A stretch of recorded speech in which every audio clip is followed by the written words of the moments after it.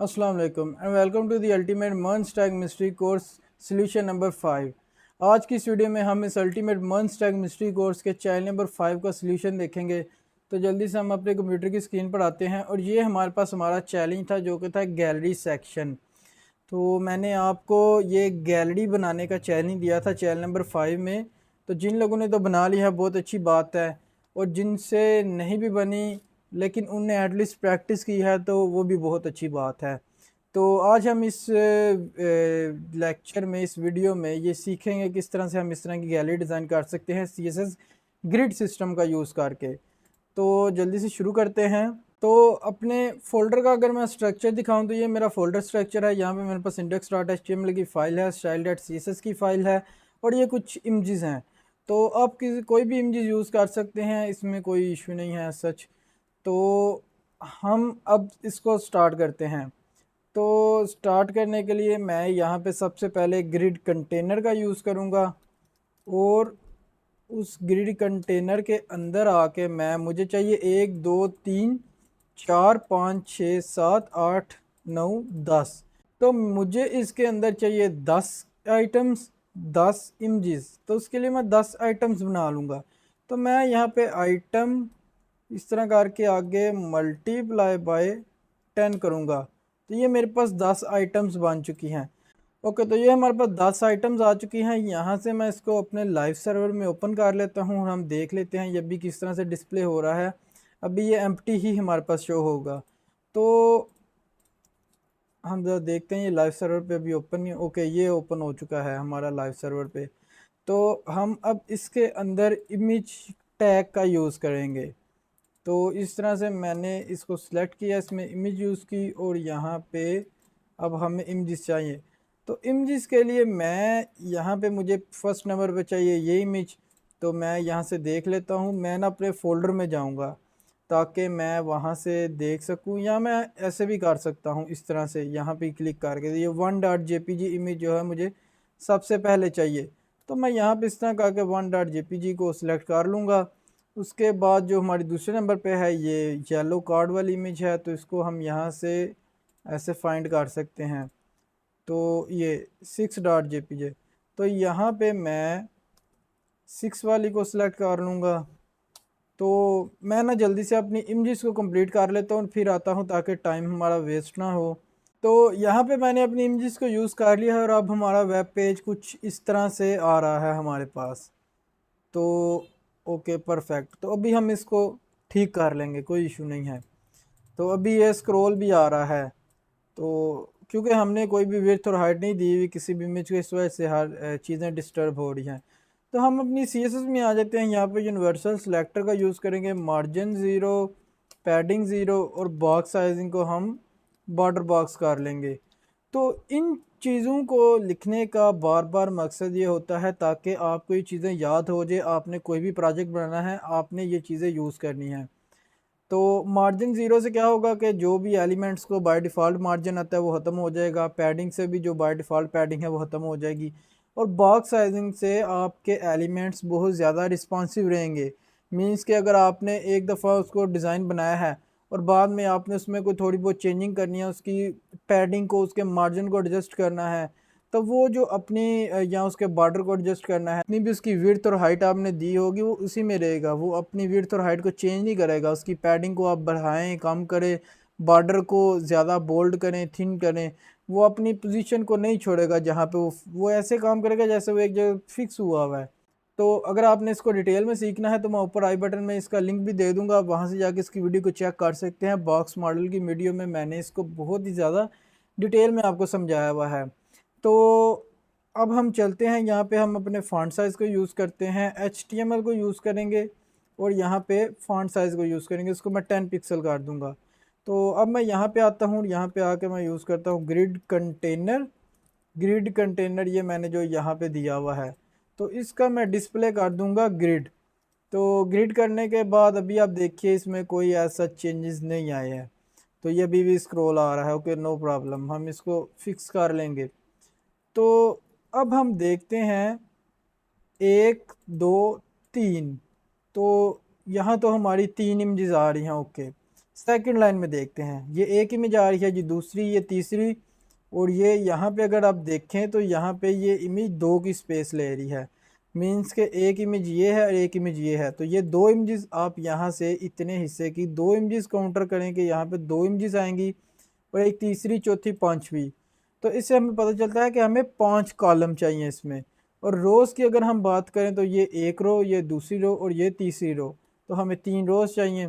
तो मैं यहाँ पे लिख लेता हूँ ग्रिड टेम्पलेट रोज़, और फर्स्ट रो को मैं हाइट देता हूँ 1 FR, दूसरी को भी 1 FR, और तीसरी को यहाँ ये थोड़ी छोटी है तो मैं इसको ना 150 पिक्सल करता हूँ, 150 पिक्सल।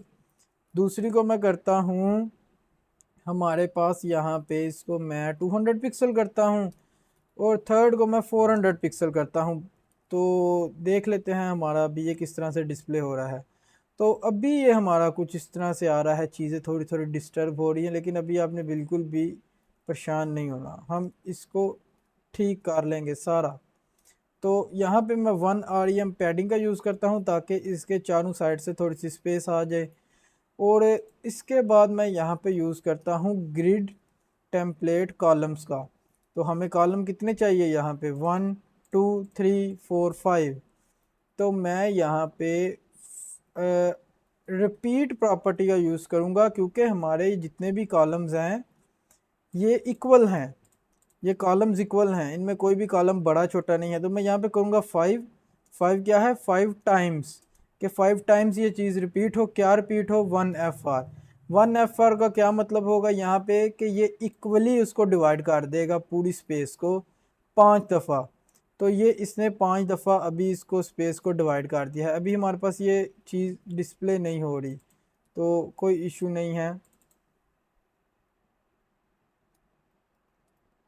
तो ये अभी हमारे पास कुछ इस तरह से आ रहा है। ओके, तो ये अभी आप देखिए तो ये इस तरह से जा रहा है।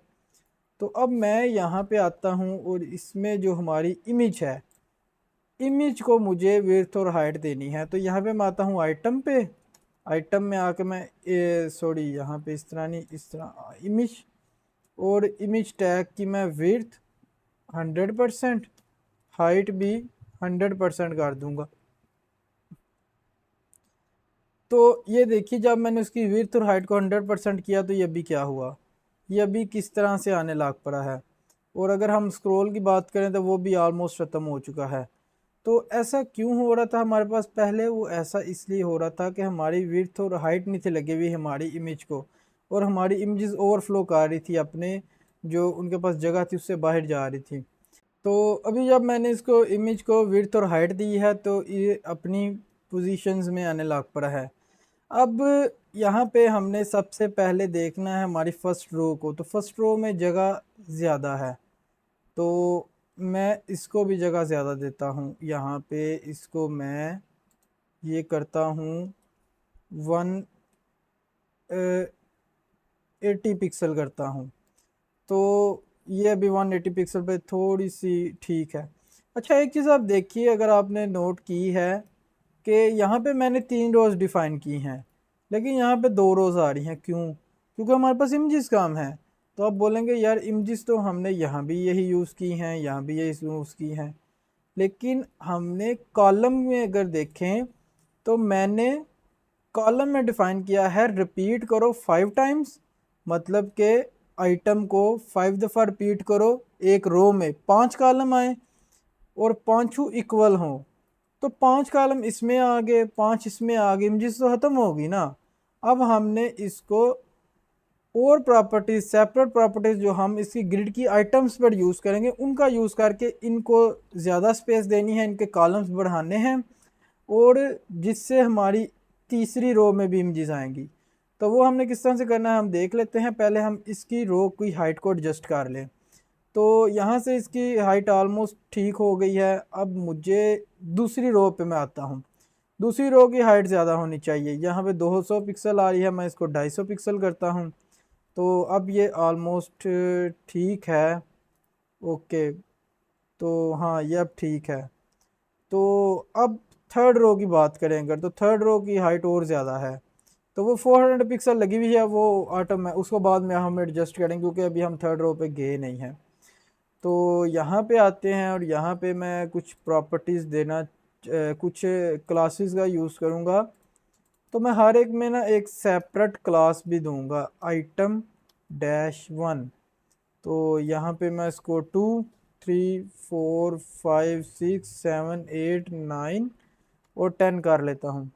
तो यहाँ पे आके मैं डॉट आइटम डैश वन का यूज़ करूँगा और यहाँ पे जो मैं प्रॉपर्टी यूज़ करूँगा वो है, अच्छा आइटम वन को अगर देखें तो इसकी जगह ठीक है, हम इसको नहीं यूज़ करेंगे, हम आइटम टू को यूज़ करेंगे।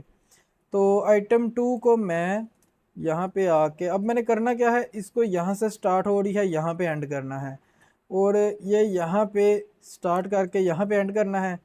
तो मेरे पास अभी ये यहाँ पे है, सेकंड कॉलम से स्टार्ट हो रही है। तो मैं यहाँ पे लिखूँगा ग्रिड कॉलम स्टार्ट 2 पे और ग्रिड कॉलम एंड मैं इसको करूँगा 4 पे। तो ग्रिड कॉलम एंड 4 पे। तो ये अभी आप ज़रा देखिए ये हमारी यहाँ पे चली गई है। तो अब इसके बाद हम बात करें अगर सेकंड की, तीसरी इमेज की, तो वो भी इसी तरह है, वो 4 से स्टार्ट होगी तो ये 6th कॉलम पे एंड होगी, क्योंकि यहाँ पे 5 है तो यहाँ पे 6 है। तो ये भी कहाँ एंड हो रही है, ये भी 5 पे एंड हो रही है, हमने इसको 6 पे एंड करना है। तो मैं यहाँ पे डॉट आइटम डैश 3 का यूज़ करूँगा और यहाँ पे मैं इसी को कॉपी करके इधर लिख के इसको मैं 4 कर दूंगा और इसको मैं 6 कर दूंगा। तो ये अभी 6 पे एंड हो रही है। अच्छा एक चीज़ और हम अभी यहाँ पे कर लेते हैं, यहाँ पे हमारी इमेजेस थोड़ी सी ना स्ट्रेच सी हुई आ रही हैं, और लेकिन यहाँ पे इमेजेस काफ़ी अच्छी आ रही हैं। तो उसके लिए मैं यहाँ पे कुछ प्रॉपर्टीज़ का यूज़ करूँगा, ऑब्जेक्ट फिट कवर, जिससे हमारी इमेजेस कवर हो जाएंगी अपनी पूरी इमेजेस को ना। पहले इमेजेस कैसे आ रही थी, वो फिट होने की कोशिश कर रही थी इतनी ही जगह में। तो अभी मैंने ऑब्जेक्ट फिट को कवर कर दिया है कि वो अपनी जो इमेज है वो कवर हो के आए। तो उसके अलावा हम यहाँ पे और कोई प्रॉपर्टी नहीं यूज़ करेंगे। ओके, तो ये अभी इस तरह से आने लग पड़ी हैं, ये फर्स्ट रो हमारी। अब इनके दरमियान में थोड़ा गैप भी है, तो हम अभी से यहाँ पे गैप भी डाल लेते हैं। तो उसके लिए मैं यहाँ पे ग्रिड गैप का यूज़ करूँगा। तो ग्रिड गैप में मैं लिखूँगा 1 REM। आइटम में आऊँगा, यहाँ पे आइटम लिखूँगा और उसको मैं दूंगा बॉर्डर 1 पिक्सल सॉलिड। तो ये अभी हमारी कुछ गैलरी जो है वो इस तरह की लुक में आने लग पड़ी है। तो ये इमेज हमारी परफेक्ट है। इसके अलावा हम इस इमेज को देखें तो ये भी हमारी इमेज ठीक है। अब ये जो इमेज है ये हमारी आ रही है नीचे की तरफ। तो ये हमारी कौन सी इमेज है, हम यहाँ से देख लेते हैं, 1 2 3 4 5 और 6। तो 6 नंबर के आइटम को हम आके रो में देंगे प्रॉपर्टी। तो आइटम 6 और इसमें हम आके ग्रिड टेम्पलेट रोज का यूज़, सॉरी ग्रिड रो स्टार्ट का मैंने यूज़ करना है। तो ये मेरी सेकंड रो से स्टार्ट हो रही है, मैंने इसको 4th रो पे एंड करना है। तो सेकंड से स्टार्ट हो, 4th पे एंड हो, और यहाँ पे मैं एंड का यूज़ करूँगा। तो ये अभी यहाँ पे आ चुका है स्टार्टिंग पे। Okay, no problem. अब हमने इसको 2 कॉलम भी आगे भेजना है, ये फर्स्ट कॉलम है, ये सेकंड पे एंड हो रहा है, ये सेकंड स्टार्ट हो रहा है, थर्ड पे एंड हो रहा है, मुझे इसको थर्ड से स्टार्ट करके 4th पे भेजना है। तो उसके लिए मैं इसका यूज़ करता हूँ और यहाँ पे मैं आके थर्ड से स्टार्ट करता हूँ, 4th पे एंड करता हूँ और ये अपनी जगह पे आ चुका है। अभी आप ज़रा देखिए। तो यहाँ पे एक और चीज़ भी हम यूज़ कर सकते हैं, अगर हम एग्जैक्ट चाहते हैं ऑब्जेक्ट पोजीशन, सेंटर का यूज़ कर सकते हैं।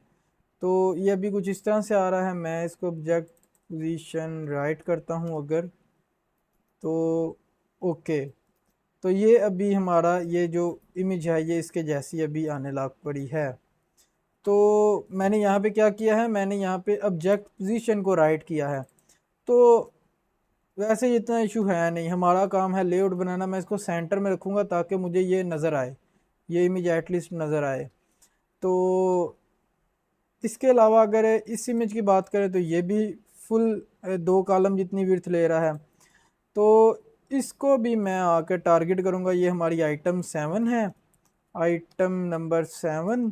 और इसकी स्टार्ट कहाँ से हो रहा है, कॉलम 1 स्टार्ट हुआ, 2 पे एंड हुआ, 2 से स्टार्ट हुआ, 3 पे एंड हुआ, 3 से स्टार्ट हुआ, 4 पे एंड हुआ, और 4 से स्टार्ट होकर ये 5 पे एंड हो रहा है। अगर आपको इस तरह समझ नहीं भी आती तो आप यहाँ से सिंपली इंस्पेक्ट करें, अपने ग्रिड कंटेनर पे यहाँ जाके क्लिक करें, और ये ऑलरेडी इसने शो कर दिया है मुझे। तो ये देखिए, ये मैं ग्रिड कंटेनर पे गया, ये मुझे बता रहा है ये कौन सा कॉलम है, ये फर्स्ट है, ये सेकंड है, ये थर्ड है, ये फोर्थ है। ये 4 से स्टार्ट होगा और ये यहाँ पे 6 पे एंड होगा।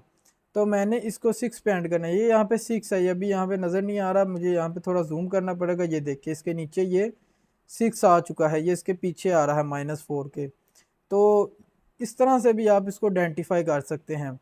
तो मैं यहाँ पे इसको ग्रिड कॉलम स्टार्ट से अगर लिखूँ, ग्रिड कॉलम स्टार्ट, तो यहाँ पे मैंने 4 से इसको स्टार्ट करना है और मैंने इसको 6 पे एंड करना है।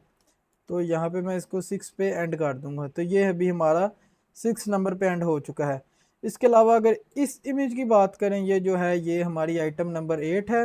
ओके, तो इसको हमने फर्स्ट से स्टार्ट करके सेकंड में लेके जाना है, थर्ड तक लेके जाना है। तो यहाँ पे मैं आइटम नंबर 8 को सिलेक्ट करूँगा और इसको भी मैं इसी में इसको कॉपी करके फर्स्ट से स्टार्ट किया और इसको थर्ड के एंड पे एंड किया। तो ये भी हमारी इस तरह से आ गई, और ये हमारा राइट में जो थे ये वाली इमेज और ये वाली इमेज ये भी आ गई। तो ये आपको समझ आ गई है कितने आसानी से हमने ये अपनी गैलरी को डिज़ाइन कर लिया है। ये भी आप देखिए कुछ इस तरह से आ रही है। तो कितना इजी है ना कम्प्लेक्स लेआउट्स को डिज़ाइन करना ग्रिड सिस्टम का यूज़ करके। तो इसीलिए मैंने इन लेक्चर्स को आपको पहले से मैं बता रहा हूँ। अगर आप इस सीरीज़ को फॉलो कर रहे हैं तो मैं कुछ लेक्चर्स पहले से बता रहा हूँ कि फ्लैक्स बॉक्स और ये ग्रिड सिस्टम और ये मीडिया क्यूरीज ये मोस्ट इम्पॉर्टेंट लेक्चर्स हैं। इनका आना आपको बहुत ज़रूरी है। इनके बगैर भी आप काम कर सकते हैं, लेकिन उसमें अब यह है आप बूटस्ट्रैप का यूज़ करें, ठीक है, वो भी परफेक्ट है। लेकिन ये चीज़ें आपको आती होंगी तो ये आपके लिए बहुत ज़्यादा प्लस पॉइंट होगा। बहुत सारे प्रोजेक्ट्स में जहाँ पे कम्प्लेक्स लेआउट बनाने होंगे तो आपको फिर रिस्पॉन्सिवनेस में बहुत ज़्यादा प्रॉब्लम होगी उन लेआउट्स की। अगर आप सिर्फ बूटस्ट्रैप का यूज़ करते हैं तो इस तरह के लेआउट्स को आप किस तरह से बनाएंगे? आप वहाँ पे पोजीशन प्रॉपर्टी का यूज़ करेंगे, आप वहाँ पे कोई और तरीका लगाएंगे जो कि मैं तो कहूँगा कि जुगाड़ तरीका है। अगर हमारे पास इतना अच्छा फीचर है CSS में ग्रिड सिस्टम का, ये मुश्किल नहीं है, बिल्कुल भी मुश्किल नहीं है। जब मैं सीख रहा था तो ऑनेस्टली स्पीकिंग मुझे भी मुश्किल लगता था, लेकिन ये बिल्कुल भी मुश्किल नहीं। आप थोड़ी सी इसकी प्रैक्टिस करें तो ये आ जाएगा। तो नेक्स्ट आपसे लेक्चर नंबर 18 में मुलाकात होती है, तब तक के लिए अल्लाह हाफिज़।